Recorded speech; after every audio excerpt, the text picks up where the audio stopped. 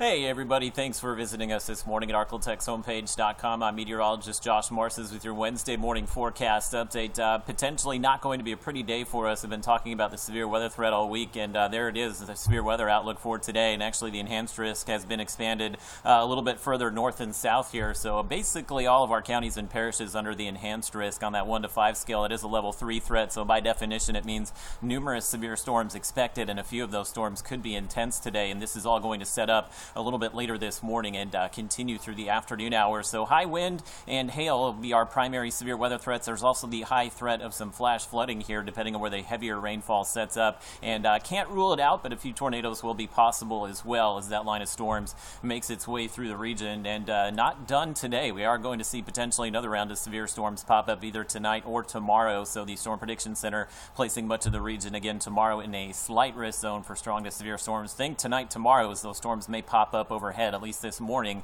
we can kind of time it out and see them coming from the west here. So a lot that we're going to be watching over the next few days. The flash flood watch has also been expanded as well, and I'll show you that here in just a moment. Satellite radar this morning, you can see storms up in Oklahoma, Kansas. Watching this line here that's now making its way into the Dallas area as of about 5 o'clock this morning. So that's going to be the line of storms that eventually does make its way into the Arklatex and probably trigger some more storms around it, which will then become severe and move through the Arklatex later this morning into the afternoon. Of course, this is all being driven by this big upper level low we've been talking about this week, kind of opening up and triggering those lines of thunderstorms, and that will be the repeated pattern here for us as we go through the next few days. So here's a look at your Robbins Toyota Futurecast. Again, take this with a grain of salt because it is showing all the storms staying across the north end of the Arklatex today. So just to time it out for you, it does show maybe a 9-10 o'clock arrival. It may actually be a little bit before that, just based on where that line of storms is right now, but you can see the severe threat ramping up for us. Either way, probably a little bit after the morning commute for most locations.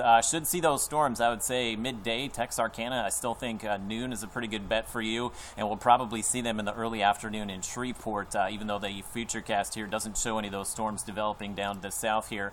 We go through tonight. I think we'll see a little bit of a break tonight, but there is going to be the potential for another round of storms to pop up tomorrow. It's really not showing at Futurecast through the overnight, but it does trigger that line later in the day Thursday as we begin to warm up. So again, that second line that may pop up tonight, that's not a guarantee, but at some point tomorrow we probably are going to see another line of storms pop up, and that will be it as that cold front kind of makes its way through late in the day Thursday. So two definite lines of storms here, and a third one will be possible, but again, at this point a little bit iffy just as far as the that happening for us. There's the flash flood watch. You can see it has been expanded further south of I-20 to include all of deep East Texas and as far south as DeSoto and also Red River parishes here. Expectation still is we'll see just 2 to 4 inches of rain here over the next few days, and all told could see some 6 to 8 inch amounts between now and probably Sunday morning.